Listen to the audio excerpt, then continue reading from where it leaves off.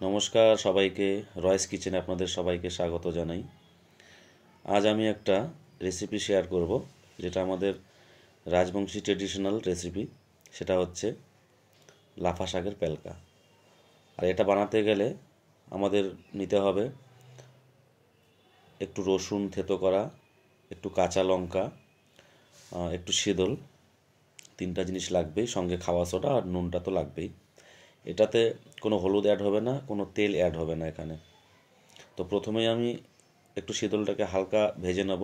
ভেজে নেওয়ার পর থেতো করা রসুন, থেতো করা কাঁচা লঙ্কা দিয়ে একটু হালকা নেড়ে তারপর শাকটাকে অ্যাড করে দেব। শাক অ্যাড করার পর হালকা ফ্লেমে রাখবেন গ্যাসটাকে, সেটা অবশ্যই খেয়াল রাখবেন। একদম পুরো আঁচ দেবেন না, আঁচ দিলে হয়তো বা লেগে যেতে পারে কড়াই, যেহেতু তেল ছাড়া। তারপর যখন হালকা জল ছাড়বে, স্বাদ মতন একটু খাওয়া সোডা আমি অ্যাড করে দেবো। অ্যাড করে দেওয়ার পর স্বাদ মতো নুন একটু অ্যাড করলাম। অ্যাড করার পর হালকা নেড়ে নেব এবার শুকিয়ে যাওয়া অবধি। তারপর যখন শুকিয়ে যাবে, তারপর অবশ্যই আমার গরম জলটাকে অ্যাড করতে হবে। এখানে গরম জলটা অ্যাড করলে তারপরে একটু 2-3 মিনিটের জন্য এভাবে ঢাকনা দিয়ে রেখে দিতে হবে। এবার ঢাকনা দেওয়ার পর আপনারা 2-3 মিনিট পর ঢাকনাটা খুলবেন।